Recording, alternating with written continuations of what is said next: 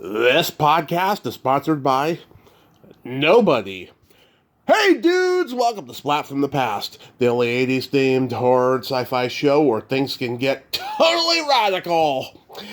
I've been doing this podcast since 2017, and today is episode 2150, and today I'll be talking to a huge bucket list guest I've been wanting to have forever, and I'm finally going to have him, and I'm talking about Allan Arkush, the auteur behind the Roger Corman cult classics Hollywood Boulevard, the timeless classic and one of my favorite movies of all time, Rock and Roll High School, celebrating its 45th anniversary. He will be my fourth guest from it.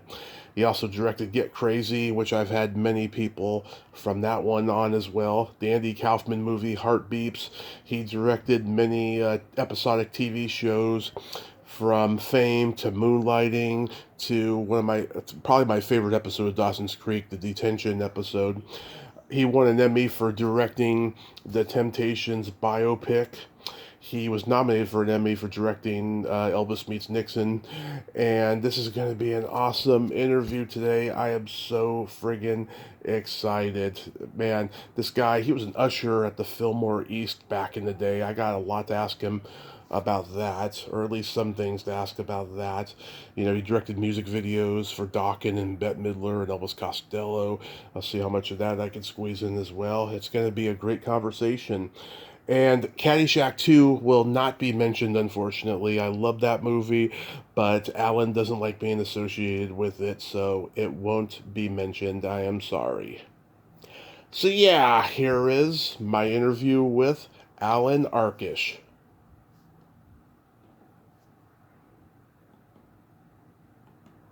Hey, Alan, welcome to the show. How are you today, sir? I'm good. Thanks for calling. Absolutely. I can't tell you what a great honor this is. Your work has been a staple of my life forever, and I thank you so much for taking the time today. Thank you. Absolutely. So, going back in time, do you remember the first movie that impacted you as a child? The first movie that I saw was Peter Pan. Nice. And I saw it at a place called the Roxy, which is like Radio City Music Hall. It was a gigantic palace of movies, really old school theater. And there was dancers on the stage, and if I remember correctly, and let's go with this, okay? Okay. It was a live bear act, and the bear ice skated, in my memory, okay? And then there was a short Bear Country by Disney, and then Peter Pan, and then I didn't want to leave the theater. Wanted to stay in Never Never Land forever. And you know what? I got my wish. Oh, that's awesome. Yeah, I heard you say in a previous interview that you grew up on the $1 Million Movie and you would see the same movie over and over again. What were some of the movies? Yeah. What were some of those movies? Can you remember them? $1 Million Movie.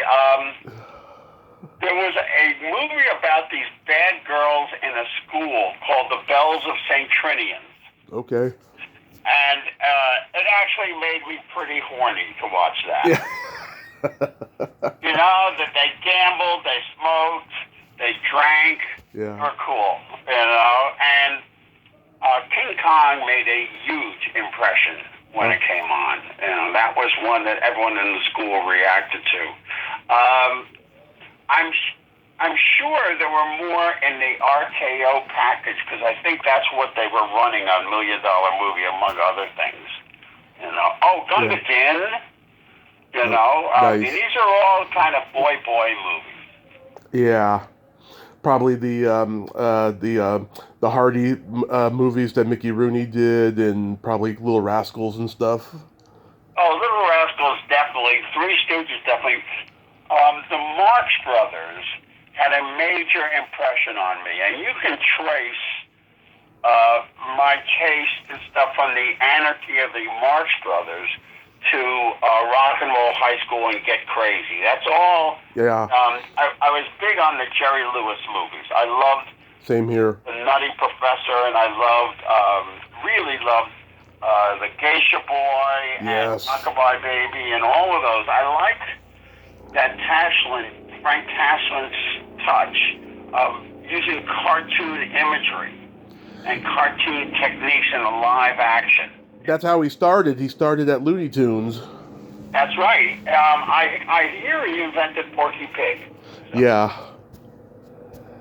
Yeah, I mean, God, all that stuff. When I watch Rock and Roll High School and get crazy, I see the influence of all that slapstick lunacy.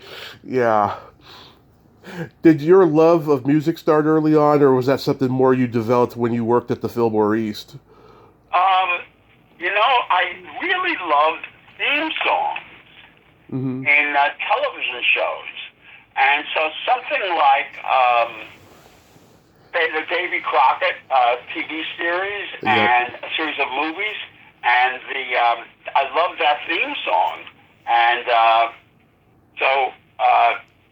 I was crazy about that. And theme songs in John Ford movies,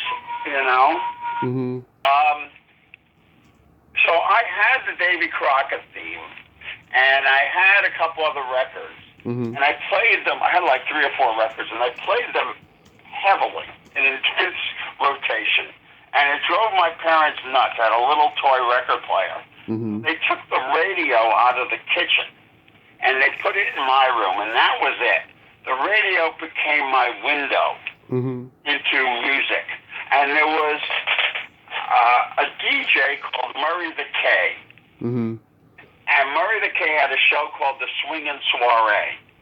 And it was a combination of comedy and music. And Murray seemed to be evolving with the music, And he played every Saturday night. They'd have a contest for the greatest oldie of all time.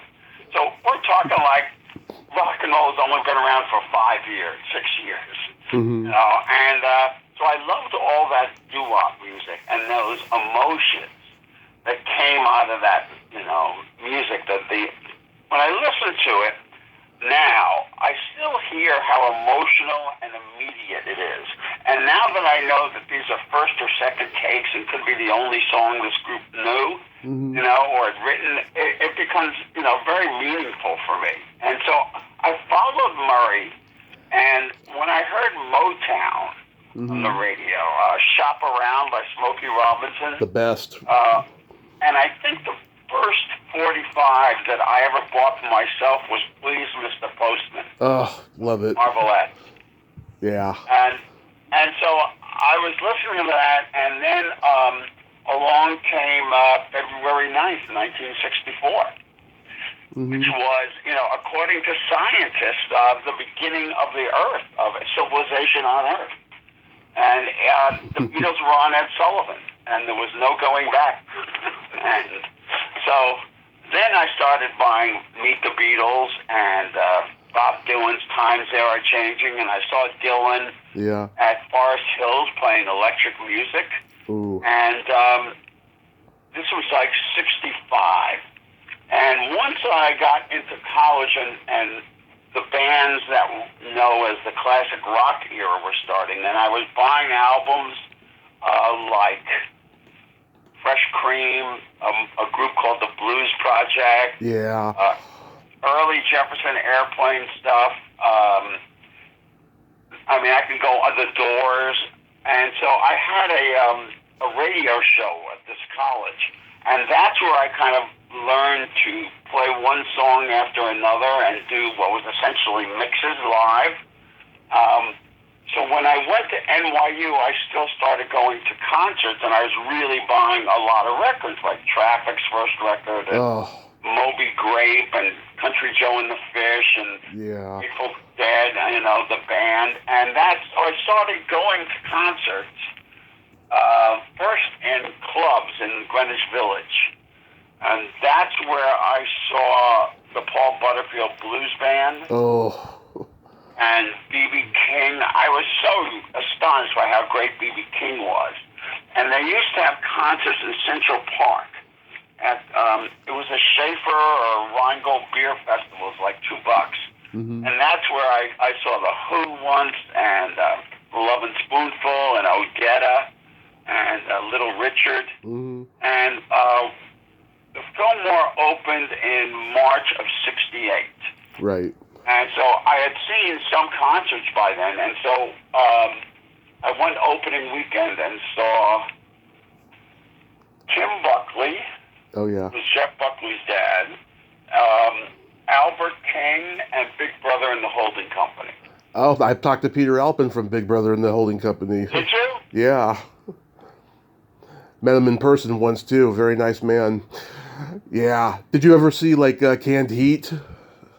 Yes, I saw Canned Heat. They would do that boogie, and when I started working there in the summer of '68, by then they were one of the bands that were like coming through all the time. Were constantly touring, and so there was a lot of that British blues and American blues boogie bands. Savoy Brown, 10 Years After, that kind of thing. Amazing. Were you working at the Fillmore when the Allman Brothers played? Oh yeah, I saw every note the Allman Brothers played at the Fillmore East, including all the sound checks. Because I was on the stage crew. Including the first time Barry Diamond did stand up? The Allmans, they first played there, in December of '69, I think. Mm-hmm. Yes, December of '69. And they were opening the show for a band called Blood, Sweat, and Tears. Right. And Blood, Sweat, and Tears were a big hit band then, and played very sort of, I didn't think very interesting music, and with the same set each time. But the Allmans were late, and they were nowhere to be found. And we heard that they had been a fight because the club that they played in the night before hadn't wanted to pay them, and so their roadie had stabbed the owner of the club, and he was now in jail. Oh, wow. And they had to drive down from Boston, and they were going to get there just in time for a quick sound check. And also, we had never heard them, because the album wasn't out yet, but we had the cover. I don't know if you remember the inside of the cover. I remember the front of the cover. It was black and white picture. Right, of them standing naked in the stream. And basically, the crew at the Fillmore East were people who were at NYU Theater School and Film School. Mm-hmm. And we were sophisticated New Yorkers, and these guys looked like inbred hillbillies. And when we heard they had stabbed, someone, we were going, oh, typical. And then they came in, barely in time to do a sound check, and the most beat-up VW vans you can imagine, and all the amps were held together with gaffer tape. And they opened up their guitar cases, and there was Les Paul Gibson. And if you had a Les Paul Gibson, you better be able to play. You know what I mean? Yeah. It was the sign of a pro.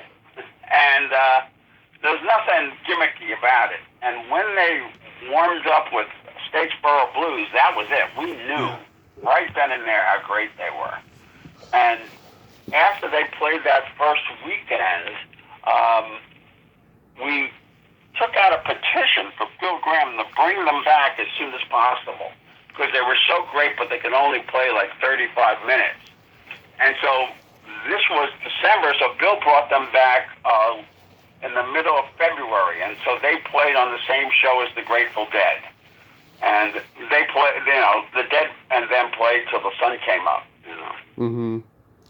That's amazing. So, yeah, you were at NYU Film School. Scorsese was one of the teachers, right? One of them, and a guy, Carl Lerner, was my editing teacher, and he was editing the Jane Fonda movie, Clute, at that time. Oh, yeah. And Scorsese started teaching there in January of '69, and that course was his American auteur course about the auteur theory in American directors. And he also was my production teacher, and I took his summer workshop, and he became my faculty advisor. And he was at Woodstock, and so he was also working on editing of Woodstock. And I think he was trying to finish Who's That Knocking at My Door at that point. Oh, yeah. Yeah, were you there the same time as Billy Crystal? Yes, Billy Crystal and Oliver Stone and John Davison, who was not only in the film school but worked at the Fillmore East with me and supplied short films at the Fillmore. John was one of the first of us to work for Roger Corman. And John later went on to produce Airplane and RoboCop and a lot of other movies. And Right. Jonathan Kaplan was the first of us to get a job for Corman. Right. Jonathan directed Night Call Nurses. And then Student Teachers, Truck Turner, White Line Fever, Project X. Project, exactly, and the Jodie Yeah. Foster movie, Oh, The Accused. The Accused, and then Heart Like a Wheel. I see Jonathan all the time. We're still friends. You know? Yeah, he's a talented guy. Was it Lloyd Kaufman there at that time too? I don't know. Yeah, because I know him You and know all. that Amy Heckerling was, Amy Heckerling, yeah. and Marty Brest, and Joel Silver. Wow. What a motley crew, huh? Wow. And you made a short film. How's it pronounced? Subterranean Substitute Ball? Septuagenarian Substitute Ball. That was my thesis project, and it was about the rise and fall of a rock star. And I shot it in the Fillmore East, and I will forever be grateful to Bill Graham for letting me have the theater for free, and for the crew of the theater chipping in and helping me make the movie. It was, it won 4th prize in the National Student Film Festival, and it was, my first step. And from there, I joined the Psychedelic Light Show at the Fillmore. Wow. Which was the Joshua Light Show, but it became Joe's Lights. So we were there, and I was with them for a year till they closed the place. And then we were still working, and we ended up going to England for a new theater called the Rainbow. Yep. And that went under, and so I stayed in England till early 73. So I was there almost all of 72. And then I was broke, and I had no future. It's early 73. I ended up driving a cab, and in between all that, Jonathan Kaplan had been recommended by Marty for a Roger Corman movie when the Roger Corman director had quit on a movie called on the Nurses movie, Night Call Nurses. I don't know if you've ever seen any of these three. I saw it. Yeah, I saw the student nurses. Okay, then you know the genre, and he made it, and it is as good as one can do in that genre, but he basically thought his career was over. And then Roger called him 6 weeks later saying that was going really big in Chattanooga and Nashville, and come back and do Student Teachers.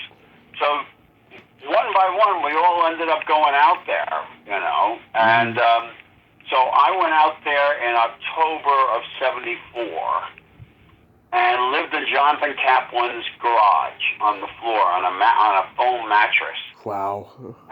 And in March of 73, I started working for Corman in the editing room. And if any of you are really interested in knowing more about this, Joe Dante and I made a 20-minute film about our early days for Corman. Nice. And you can get it online on YouTube. Nice. I also have a YouTube channel, which has a lot of trailers from hell and the trailers I did and the early stuff, etc., including this film that Joe and I made. That is awesome. I'm going to subscribe to it later. That's really awesome. So I like Hollywood Boulevard. Thank you. I gotta say, it's funny. I've talked to some of the guys who were filmmakers in the 70s making these exploitation films, and many of them have admitted to taking models and porn stars to bed to be in their movies. It's like you guys, were aware of this and you guys wanted to satirize it. Yeah, it was really, we wanted to do something in the three-girl genre, so to speak, and the real important thing was just to get to do a movie.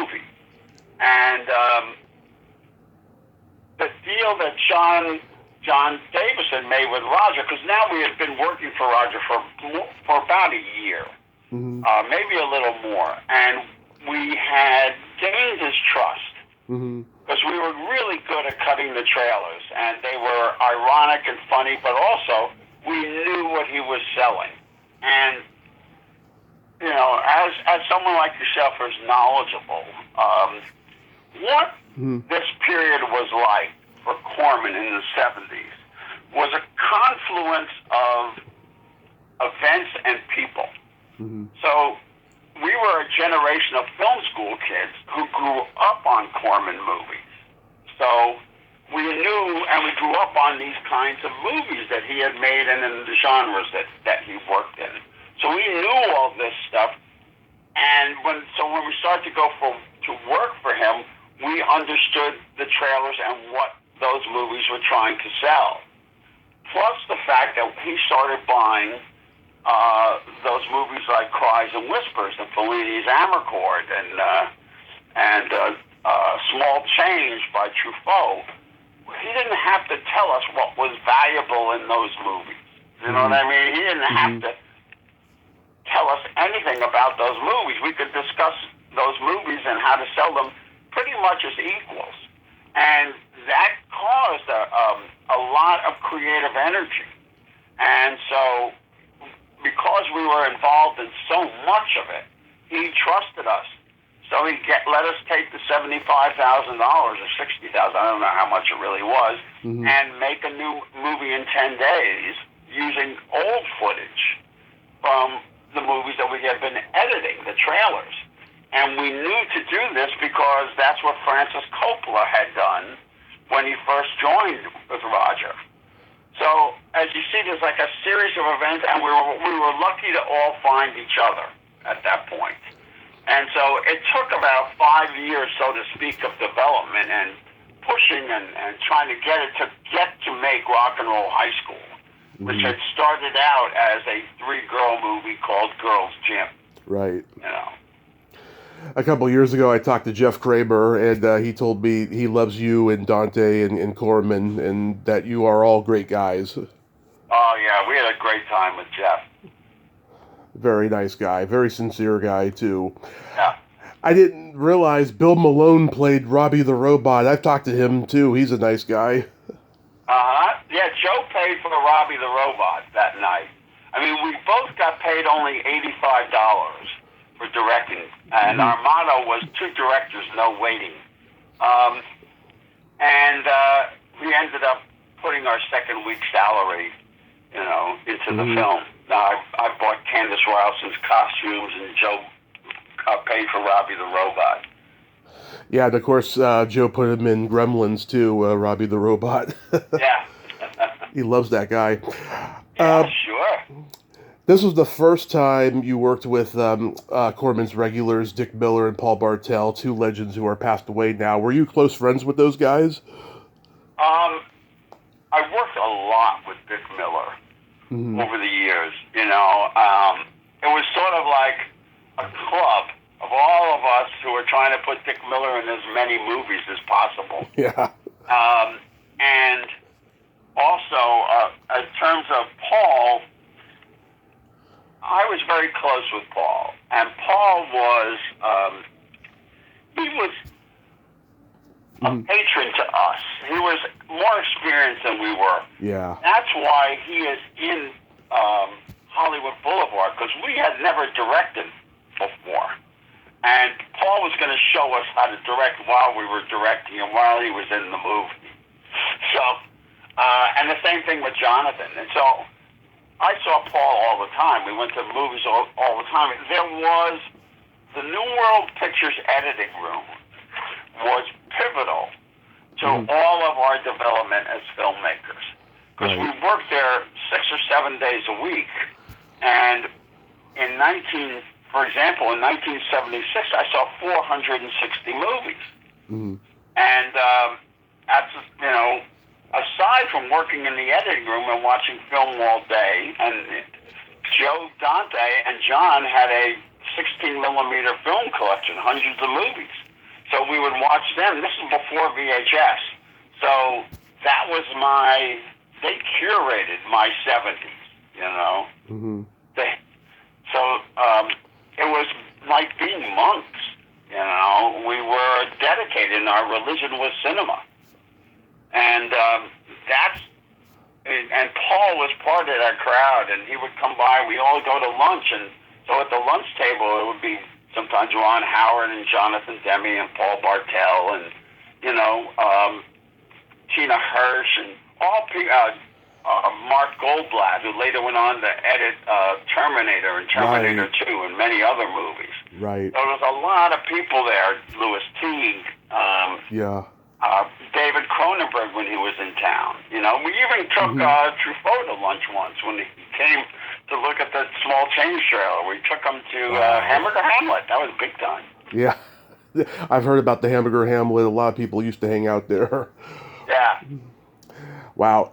Now, you played Tiny Rules in Cannonball and Grand Theft Auto. Was that because they couldn't find any actors and you volunteered? Well, Joe and I, it's like we saw Paul all the time. And he said, why don't you guys play the guys who are selling, you know, the car, and then you can come out to the set and we'll spend Friday night together. So it was like that, except Carradine was constantly smoking joints in the motorhome. Yeah. And he kept offering us pot. There was no way that we could smoke a joint and still do dialogue, you know? Yeah. And in Grand Theft, that was kind of Ron's idea. Grand Theft was like one big family affair, making that movie. It really was, because it was Ron's. Ron had done Eat My Dust, and Chuck Griffith had directed that. The same man who wrote, you know, Little Shop of Horrors and Bucket of Blood and Charles Griffith. Monsters. Yeah. And so Ron's father had written it with him, and now it was Ron's project, and the only way he could do it all was during his hiatus from Happy Days. So I was sort of drafted in there to do the second unit. And so we had to design the whole movie around what Ron was designing for his first unit. And we had to go over how many shots. I mean, everything in that movie was very carefully plotted. And Ron's dad was very, very involved in the second unit and the first unit. And, you know, they had a really strong idea of what they wanted to do. And we had little toy cars on tabletops that we lay out the stunts and everything. So we all went out to Victorville and made that movie and made all the second unit stuff. And it was like one big family affair. Ron's wife cooked lunch for the crew. You know, it was a rare instance. And we all pulled together and, you know, made a pretty good car picture. Yeah, I think it's hilariously funny, the fact that Jim Ritz is playing a cop who has to take the bus. Yeah. It's brilliant. Obviously Ron is a very good director. Yeah. I never understood why Smokey and the Bandit didn't come up with that first. It was so brilliant. So like, I know you hear this every day. I love Rock and Roll High School. I have since I was 13. It's been one of those timeless classics I can keep going back to over and over, and it just... thank you. That's really nice to hear. Yeah, it never gets old for me. I just love it. Can you believe it's been 45 years? Kind of. Yeah. And I am gratified that it is still popular. And that people go to see it. And I've learned a lot about it over the years. Yeah. And I have my own feelings about why it is still successful. And one of the main ones is, yes, the Ramones are in it. Yeah. But more than that, the character of Riff Randall is what continues to make it popular, because she is a young woman with agency.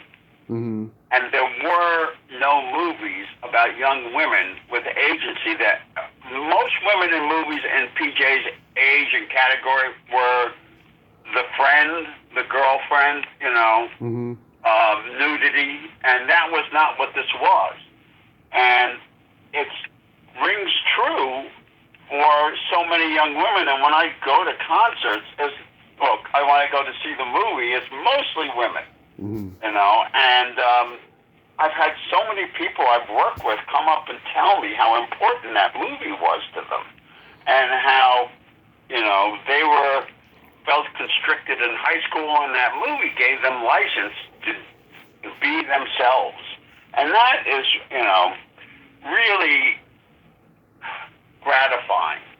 And the way also that the Temptations miniseries is, because it is so popular among families.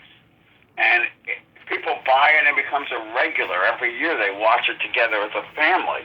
And that's probably my favorite thing that I've done is the Temptations. Yeah, that was a great one. Even I was telling my mom that I was going to be talking to you today. She's like, "Oh, I love that Temptations movie." Oh, that's nice. Thank you. Absolutely. Yeah, PJ was perfect for the role, and I'll tell you why. She was in the Beatles fan club when she was a teenager, and so she had practice of, you know, fangirling out.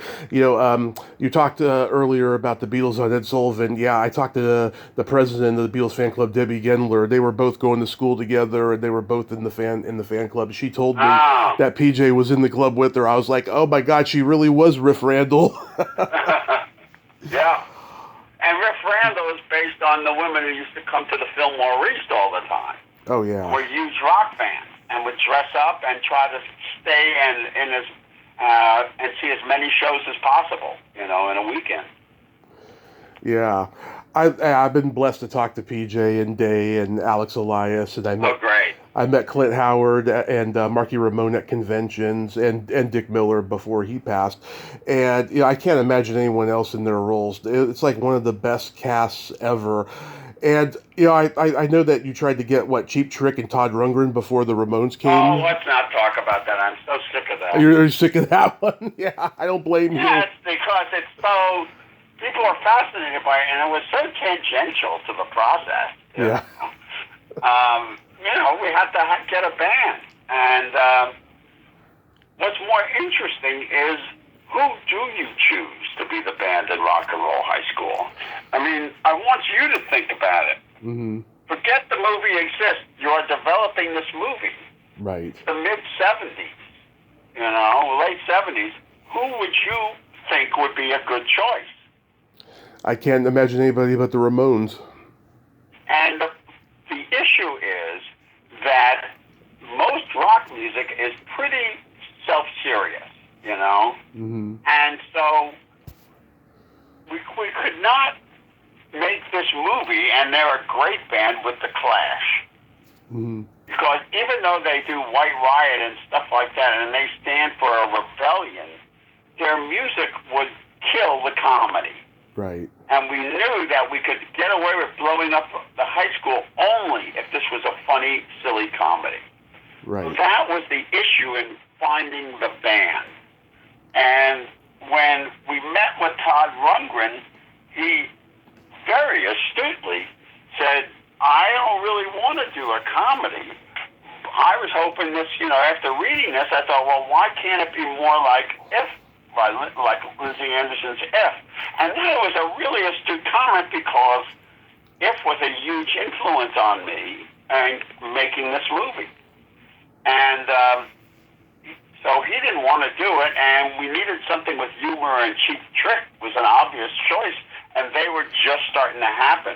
But once the suggestion came up of the Ramones, and that came from Warner Brothers, and I knew the Ramones music really well. I had all the records. Mm-hmm.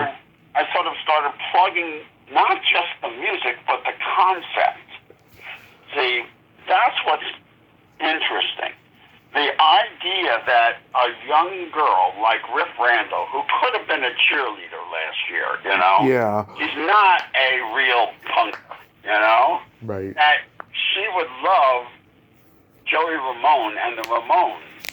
Right. And they would be her idols, and that they would be the band that's the greatest band in the world. That's where the humor came in, and that's why it seemed so right.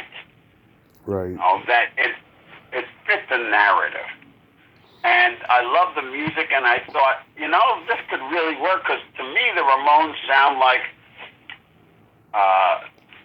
the Beach Boys or girl group band with their instruments played on chainsaws, Mm-hmm. So it had the melodic stuff, and it also had, the intensity.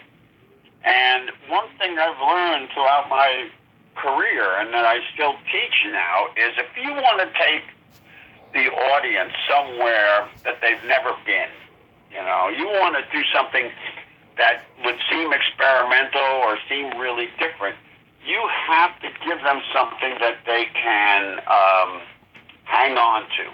Right. And that turned out to be the aspect of the Ramones music that sounds so tuneful. Absolutely. My favorite scene is Rip's fantasy, with the I Want You Around. It's so sweet, so slyly sexual without being crass. I just love it. How long did it take to film? Oh, probably about 3 hours. About 3 hours. Yeah, we shot that, maybe a little more. We shot that on the second day of shooting in a house, and then near the Hollywood, near the Greek Theater, and then we used the yard of the house to do all the stuff in the van with the guys, and then we had the dialogue scenes in our bedroom. It was on the second day. That book, I Want You Around, has really a very complete... Oh, yeah, I heard about that book. Yeah. I heard about that book. Very well done. How come I Want to Be Sedated wasn't in the movie? It was played at the club, but we felt that the concert scene was long enough, and so we had to lose one song, and that was the one we chose.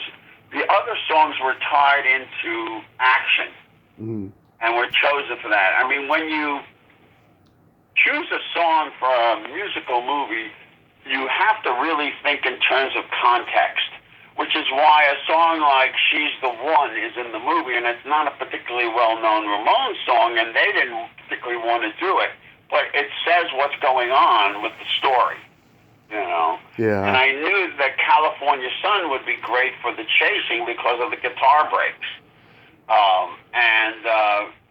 I just want to have something to do tonight, could be shot in a heroic way with the guitar solos and so forth. That's my favorite Ramones song, by the way. I just want to have something to do. It's like the beginning of grunge when you hear it. Yes, yeah. That's a great song. Were you ever considered for directing the sequel? No, I never thought to do that. No, thank you. Yeah. I mean, I saw the second one first, and I love it just as much as the first, but yours is the best. Yours is the best of the two, but I love the second one also. Because even though it's a different movie, it maintains the spirit of the first one, just, in a different decade, But it's nowhere near yours. I mean, yours is the absolute best, and I mean that. Thank you. Thank you. And I also love Get Crazy, and I've talked to many from it, Miles Chapin, Stacey Nelkin, Jackie Joseph, Barry Diamond, Ivan Roth, who played Electric Larry. But I'm curious to know, what was it like directing Lou Reed? He's not an actor. Right. And to put it mildly, and he was very concerned about how he would come off and his sense of self. And so it took a lot of cajoling to get him to do some of the broader comedy, and also to allow us to do the set dressing and everything around him that was necessary for the humor. He did not like the idea of the building cover being his house, his apartment. And it took quite a bit to get him to submit to that, and we actually had cobwebs that were going to be put up everywhere to make it seem like he hadn't been out in a long time, and he really did not want that. Mm-hmm.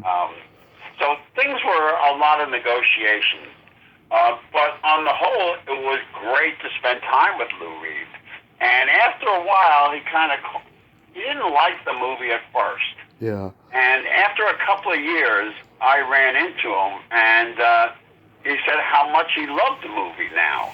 And we became sort of like friends, and that's why there's a lot of Lou Reed's music in the TV shows I did in the 2000s. For example, there's a lot of Lou's music in Crossing Jordan. Oh, nice. Yeah. Did you ever see Velvet Underground at the Fillmore? Who?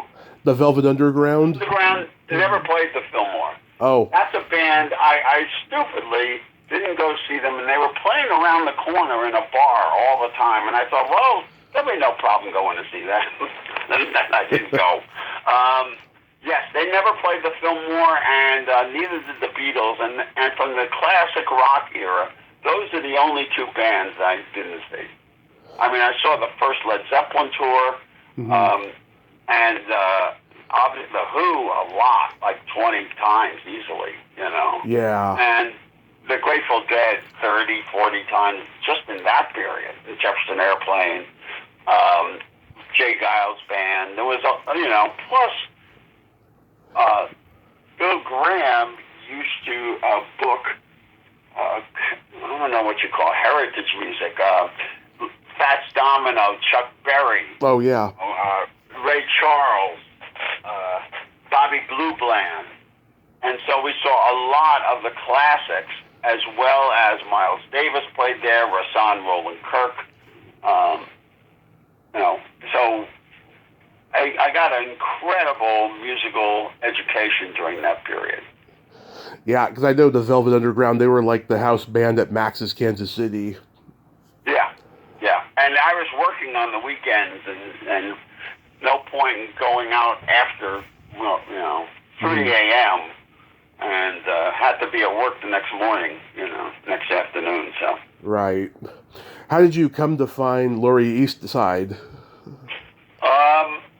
That was, and we had a hard time. The idea of using rock stars to play rock stars is a concept that almost never works. Okay? First off, they have intense schedules that they can't break. They don't really want to play rock stars, and they're always afraid that they're being made fun of. And we approached a lot of people, the B-52s, the Binata, the Blondie, the Pretenders, the Roche Sisters, just all kinds of people. And we were looking for a choreographer, and someone had recommended Laurie, and she was singing in this for Kid Creole and the Coconuts on a tape we saw, and we really liked her. And the thing about the Nada Band came out of a shows I used to see at a place in New York called Webster Hall. Okay. And Webster Hall used to have these shows where all the women who lived in the East Village and the neighborhood and stuff would get together and form a band for one night. And everyone got to sing their favorite song. And what was great about it was that they were all dressed really styling, and East Village kind of stuff. And I thought, well, I want to do this movie because it's also like rock criticism. Right. So the Nada Band is really the history of women in rock in one band, in the way that they dress. It is full of homages for who they are and what they do, And so Laurie, we contacted her, and it worked out, obviously, fantastically well, and we've been friends ever since.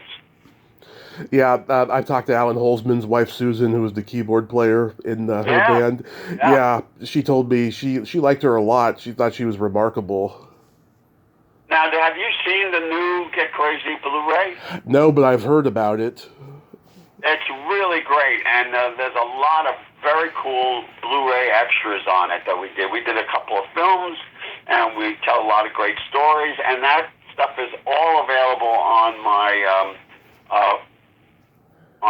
YouTube channel as well. All the extras and stuff that isn't even on the Blu-ray is on my YouTube channel. So Laurie speaks, the whole band speaks, and what I did was the big number, I'm not going to take it no more. Laurie's big number. Yeah. We went and we filmed it with the original Nada Band singing all the parts. and they did it on cell phones wherever they lived. And they took direction really well. And then the guy who edits, a close friend of mine who actually was assistant editor at Rock and Roll High School and now does the Jumanji movies, he cut it together. So we intercut Not Gonna Take It No More from the women now in their 50s and 60s in the present, and when they were in their 20s and 30s, and we made the movie. Wow, that's amazing. Yeah, I'm going to check those features out on your channel. You know, it's, again, a continuation of my particular brand of feminism and rock. You know? That's awesome. You directed Dawkins' Breaking the Chains video? Yeah. I love that band. They're one of my favorite bands in the world and stuff. Were they? Yeah. I just love how melodic they were and how insightful they were in their lyrics. They weren't a cock rock band like all the LA, hard rock bands at that time were, But, I like that video and stuff. Who was that actress in the video? She was cute. Yeah, and they didn't think she was sexy enough. Really? When I saw it again, I realized how much we were satirizing videos and them, Yeah.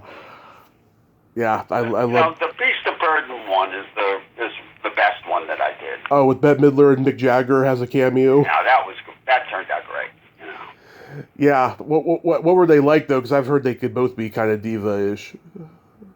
Well, I didn't speak to Mick very much during it. I was a little intimidated by him. I was too busy. Mm-hmm. And, and Bette was also a little intimidated by him. Although he couldn't have been nicer, and he invited us up to his house, and we went there and had sort of a party after the shoot at his house and in his kitchen. So he couldn't have been nicer, and he had a great time doing it. And the whole concept was, who can upstage Mick Jagger, and can Bette Midler do it? Mm-hmm. So the directing was that we told the crowd that if whatever Bette did, they should go crazy and make Mick work for it. And that was the direction, that was the tone. Yeah, I remember seeing that video for the first time maybe 20-something years ago, and I'm watching it, I see Bette, and then I see Mick, and I'm like, what the? I didn't expect to see Mick in the cover song video, you know what I mean? Uh-huh. Yeah. Yeah. And you also did Elvis Costello's Only Flame in Town with Daryl Hall in it? Yeah, that was the assignment there, was to do something humorous with Elvis. Yeah. And so we had some fun with it, because most bands, all they want to do is get girls in the videos. And so that was we were making fun of that. There's a bunch of videos that we didn't get to do that got away, But I wanted to do Motley Crue video, like Night of the Living Dead, Night of the Living Crew. But they didn't want to do that, It was kind of, they aren't really, the whole video thing was really great while we did it, but it was such frustration in trying to convince these bands to do something other than what they instinctually wanted to do, which was stupid, Yeah. And luckily, right in the middle of it, I got offered the chance to direct the TV series Fame, and that's where I made the big switch. Love that show. And so in '84, in the spring, I started directing Fame, and that's where my life took a huge turn. Yeah, you directed Fame. the Las Vegas episode with Tuesday Night, who's been on the show several times. Really? Oh my God, you really know your stuff. Yeah, Tuesday's great. That was my first episode. Oh yeah? Yeah, and let me tell you, the lighting crew and the crew did not know what to make of me. Yeah. I just couldn't believe how cornball their lighting was and everything, and I kept trying to get them to change it. And they did not want to do that. And eventually, they realized that wasn't going away, and that the powers that be, including Debbie Allen, loved my work and what I was doing. So, I was able to make a good impression on that show, and I really learned how to direct a musical, and how the performance that you pre-record beforehand, so they can lip sync it, is extremely important, because the emotion has to be specific. it can't just be you're trying to do a great version of the song. Mm-hmm. You're trying to tell an emotion that's in the narrative. And I really learned how to do that. And it's one of the reasons that the Temptations turned out that well. Yeah. And you mentioned earlier Ray Charles. Did you direct the Moonlighting episode he was on? Oh, yeah, that was another great day. Yeah. You know, we were, he didn't really get up from the piano while we were shooting. And the deal was, he didn't want to do playback. He wanted to play, we had to feed him the music in his earbuds, and then he would play piano, which we would record live, and vocals live.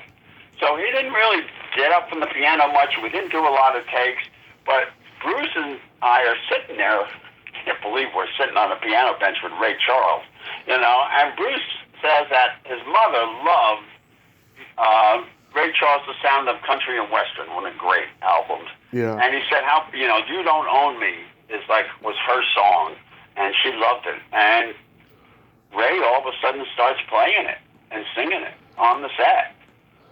And it was an incredible moment. Everyone just stopped what they were doing. And at the end, Ray says, "Well, that's for your mom," you know. And Bruce turns to me and says, "Well, not bad for two guys from Jersey," you know. So it was really a great, memorable moment, just like working with Lou Reed was, and Smokey Robinson, you know, and Iggy Pop. Ooh. Yeah, I've read Curtis Armstrong's book, and he said that even though he wasn't in that episode, he showed up on set just to meet Ray Charles. And ironically, he was in the biopic years later. He played Ahmed Erdogan. That's right. That's right. Yeah. You directed probably my favorite episode of Dawson's Creek, the detention episode. Yeah, that was a fascinating journey. Yeah, what do you remember about that? At that time, I was doing a lot of episodic, and had I had done some producing of episodes, but in between, you know, I've been a executive producer, what they call a writer-director. A directing producer. And now I was just doing episodes, and my agent called and said, you know, the people who are doing this new high school show called Dawson's Creek want you to come and do an episode. And the problem is there's no film of it yet. They hadn't started filming yet. And so I could read the script, and I thought, really, do I really want to do yet another high school thing? And I think she saw the pilot and said, it's really lovely, and the guy is a total film buff, and I think you'll like it. And, you know, you'll go down to North Carolina and shoot some beautiful exteriors and so forth. And so she talked me into it, and of course there are no exteriors in it. And it all takes place in the school, but the script by the guy now who created the show about the people on vacation. That's a huge hit on HBO. Camping? No. No, they go on to really fancy resorts. John from Cincinnati? Lotus. No. White Lotus. Oh, okay. White Lotus. Yeah, and he created that show. I mean, when I read that script, I knew he was hugely talented. It was a great script. And the problem in making it was there was a sort of difference of opinion on what the tone should be. And I thought that the tone should be kind of funny, you know, and sincere. And so this was about the fourth or fifth episode. Yeah. And they were all really young and just getting to know each other. So the idea of doing these long scenes with all of them in the scene and playing Truth or Dare and all of that was like exposing them to each other. And I chose a lighting design and a way to shoot them. So, especially in the library during Truth or Dare and some of the other stuff, where we would have no lighting time between shots. We would just work with the general lighting and do it handheld. And that kept the momentum going. So they were very young. Remember, they were like 17, 18, 19. Yeah. You know, and all wonderful actors. Oh, the best. Look at Michelle Williams. She's an Oscar winner. Oh, yeah. And so their heads really stayed in it, and it felt like real life. And we did a lot of work, and we did it all overnight in that library. And I thought it turned out great, and then one of the producers hated it and cut out all the jokes. There's a lot of good jokes in it. What's that? There's a lot of good jokes in it, especially Ellen Baldwin. I talked to her. She plays the librarian. She is so funny. She's like, so, are you down with the program? Are you hip to my lingo? Yeah. He didn't want to. And then everyone hated the episode, so they put back all the jokes. They cut some of the stuff out that I did that felt was too slow, but, what are you going to do? It's a very funny episode, and it's also moving. It's really good. It's really good. And I'm in it. Oh, who do you play in it? I play the teacher who says, settle down, settle down. Oh, right. Did John Hughes ever contact you about the Breakfast Club reference? No, I never had any more future in that. But it turned out really well. And then along came Elvis Meets Nixon, and oh yeah, I have a question about that. So I really couldn't get back to that. The other thing that the temptation stopped me from directing was I was offered an episode of The Sopranos. Oh, nice. Mm-hmm. Yeah, I wanted to ask you, when you did Elvis Meets Nixon, what was Allison Court like? How do you know who Allison Court is? I grew up watching the Sesame Street movie that she was in. That was like that was me and my mom's go-to sing-along when her and Big Bird and that little boy are singing Easy Going, and I told her this. I've never seen the movie, but yeah, it's a cute movie. No, she was very sweet, and she did a nice job, Yeah. The script was really, really funny. Mm-hmm. And it's one of the few times where I've been reading the script, and as I'm reading it, I'm going, I have to do this, I have to do this. And I get about halfway through, and there's a scene on the airplane where Elvis is sitting next to this little boy. Mm-hmm. And they're talking, and the little boy is scared because he's flying alone, and Elvis is being really nice to him. And the little boy says, I miss my mother. And then Elvis says, with a great heart, I miss mine too. And then Elvis says, let's go get some more ice cream. I mean, that moment, when I got to it in the script, I called my agent and says, I don't care what happens next. I have to do this movie. It just was so much in that script. And I'm really, really happy with how it turned out. It's stylish without drawing attention to itself. And right. The scene where Elvis and Nixon are in the Oval Office together and they sing My Way, it's just one of my favorite things I've ever done. Yeah, that was pretty cool seeing them sing My Way. When they both realize that they're both Capricorns or whatever it is. Yeah. Yeah, Elvis was January 8th and Nixon was January 9th. I remember that. And Elvis says, it must be our karma. Nixon says, whatever that is. Yeah, Sammy Davis Jr. was a Sagittarius December 8th, and he hugged Nixon. It was another case where we, the jokes just kept coming because we were so in tune with each other, And the writer was on the set. We really had fun making that movie. I really enjoyed that shoot. Yeah, it was fantastic. So, rumor has it you've been working on a memoir. What's the status of that? My memoir is out. Oh, it is? Yes, it's on my YouTube channel.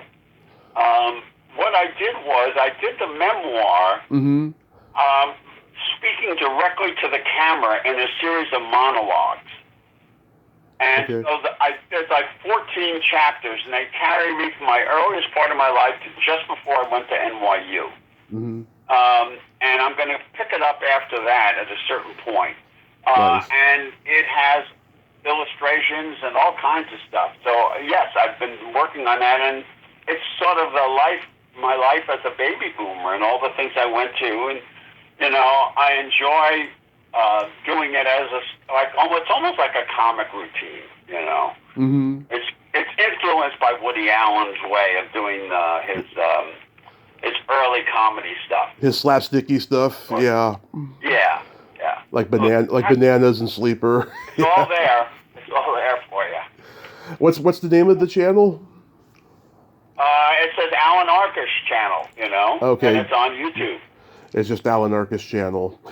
Yeah, and there's also some of my music criticism on there, and it has all my trailers from hell. Nice. Nice. I remember when Trailers from Hell first came out, I was like, wow, that's a cool name, and the fact that they have all these trailers, I mean, it's fantastic. Do you have anything else upcoming? Well, I'm teaching at the American Film Institute, and I've been doing that for the last 5 years. And that's been really invigorating for me. I'm very, very happy to be doing that. At a certain point, when you've been directing for 45 years or so, you just stop wanting to I just didn't want to have all these notes from network people and studio people. Yeah. Or, I don't need that. They don't know what they're talking about. So, and, you get to a certain point with your age and everything, you're not getting the jobs, And I ended it with one of my best things I've ever directed, and that was Lemony Snicket, A Series of Unfortunate Events on Netflix. Ooh. So if you get Netflix and you want to see it, it's in the second season, and it's called Hostile Hospital. And it's a combination of Abbott and Costello meet Frankenstein, Marx Brothers Duck Soup, and The Shining. Nice. Nice. I'm definitely going to check that out. I do have Netflix. And I thank you so much for coming on today, Alan. This was just fantastic. You're welcome. I think we covered a lot of ground, and I appreciate you wanting to know more about the television career. My pleasure. Now, Moonlighting is running all the time now, and I did 14 episodes of that. Oh yeah. So that's really nice, and the Ally McBeal, the Dancing Baby stuff. So I have a lot of stuff to look back on that I'm proud of. Yeah, it's fabulous. You have a lot of great work, and it's going to continue aspiring people in the future. You have yourself a great night, and be safe over there. Okay, and thanks for having me. My pleasure. Hey, everybody. Bye-bye. Well, there you have it. Allan Arkush. Ain't he a cool dude? Oh, my God. What a nice guy. I'm so glad that we could have that conversation today. He is one idol that didn't disappoint. Go to his YouTube channel. I'm definitely going to subscribe to it. I wasn't aware of it. I always feel embarrassed when I'm not aware of something that somebody's up to. Yeah, I'm all about the past, but if there's something really cool about the past that's in the present, like this YouTube channel, I want to know about it. So I'm going to subscribe, and I hope all you do as well, because he is a talented guy, and he loves rock and roll. Well, until next time, this is Tommy Throwback Kovac saying there's no shame in living in the past, because the present sucks. Later, dudes!